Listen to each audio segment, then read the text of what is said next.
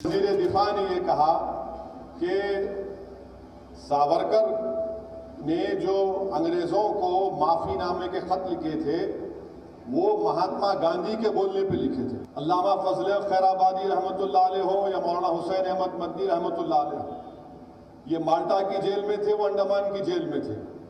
कोई भी एक ख़त इनका नहीं बता सकता कि उन्होंने अंग्रेज़ों से माफ़ी की भीख मांगी।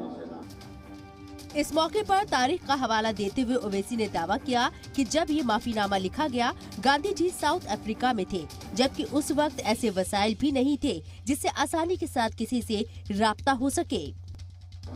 मैं राजनाथ सिंह साहब से पूछना चाह रहा हूं कि आपको ये झूठ बोलने के लिए किसने मजबूर किया? 4 जुलाई 1911 को जब सावरकर को अंग्रेज गिरफ्तार करके काला पानी अंडमान में रखे, गांधी भारत में नहीं थे, साउथ अफ्रीका में थे। राजनाथ सिंह साहब वहां से क्या उन्होंने क्या प्लेन में उड़ के आके बोले या क्या, कैसा है? उतना प्लेन भी नहीं था जब तो कुछ भी नहीं था।